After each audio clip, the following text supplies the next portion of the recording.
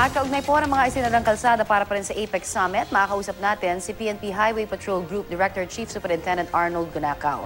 Magandang tanghali po sa inyo. Si Connie Season po ito at live po kayo sa Balitang Hali. Magandang tanghali sa'yo, Kulani. Magandang tanghali din sa mga taga-subaybay. Hindi ho tayo, syempre, hindi naman kailan na kaya natin ginagawa itong mga pinapatupad natin ngayong paghihigpit at iba pang rerouting schemes, ano? Pati rin pagsasara ng ilang kalsada dahil sa APEC nga na yung sa seguridad particularly. Pero marami pa rin ho ang nagrereklamo. Paano ho ba natin sila maaapis kaya? Ngayong may mga sinasabing rerouting daw na dapat ay papatupad initially pero bigla nagbago ang plano. Ay, wala pa nagbago dun sa plano. Nandun pa din po yung rerouting, nandun pa yung tamang rota. Ang sinasabi nga namin, pagka pinilit sila dumaan doon, ay mag-expect sila ng heavy traffic.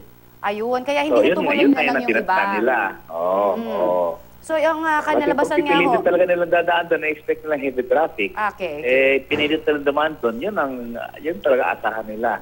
Okay, wala ho ba tayong bibigay na assistance? Paano ho kaya yung koordinasyon natin with MMDA para po doon sa mga naglalakad na lamang? Actually, yung kung saan nag-gridlock, doon na ina-assist. Ang problema lang po, pag may lumuwag ng kotse, may sisingit na mga drivers, maglalak uli, so wala nagbibigayan. Gusto umali, ang tendency kasi gusto umalis agad sa lugar. What I mean pag to say, lumuwag sir, ng konti, magsisingitan, wala na naman, nag-gridlock na naman.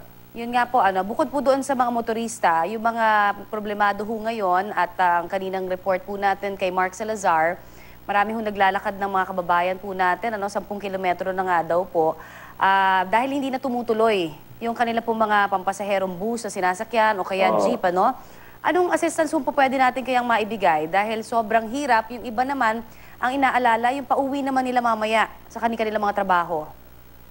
Ay, yung pauwi ho, okay Shuttle na kaya, kasi hindi naman na sila dadaan dapat doon eh. So, sa mga, sabi ko nga, yung papunta ng Cavite, pwede na kayo mag-islex at ang dami ng arteries na palabas ng Cavite. Nandiyan na yung Alabang Road, nandiyan na yung Daang Hari, nandiyan na yung Bagong Expressway, nandiyan na yung Southwood. Ang dami pang daan palabas ng Cavite. Huwag ko nila pipilitin yung Coastal Road dahil ipit na po sila doon sa Coastal Road. Oo, yung pampubliko pong sasakyan ang talagang pinoproblema. Dahil sa ngayon daw, syempre, because of the announcement na talagang traffic, alam naman talaga nating traffic, kung sakaling susunguin nga ho ng mga pampublikong sasakyan, kung kaya't yung ating mga kababayan, sir, baka pwede natin mapakinggan dun sa kanilang request. Pwede ho ba tayo makipag-coordinate sa mga agencies na iba pa tungkol po doon sa sinasabi nilang shuttle service? Baka pwede ho magpalabas sa mga truck ng AFP? Pwede ho ba yun? Para lang matulungan sila doon sa 10-kilometer stretch or even more doon po sa iba pang mga naglalakad sa ilang mga kalsadang isinara. Hindi rin ho makakapasok yung mga sasakyan. Kung magpapadala kami ng sasakyan, hindi rin ho makakapasok yung mga sasakyan. Dahil nga po gridlock po. Okay, so talagang no way, basta talaga itong araw na ito. No way, kundi maglakad po sila. Tiis-tiis na lang po muna. Meron pa ho ba tayong mga additional, sir, na mga kaling isasara pa? Yung, basta po iwasan na po nila yung kahabaan ng Rojas Boulevard at saka yung mga street nun leading magkakross ng Rojas Boulevard. Dahil isinara po yung mga yon. So, wag na sila mag-expect na makakross sila ng Rojas Boulevard. Yung mga maliit na iskinita doon, hindi ho mapasok. Kaya doon sa parallel streets na lang po sila doon. Kaya ng Del Pilar, kaya ng FT Harrison, ng Mabini, yun po yung mga madadaanan lang po.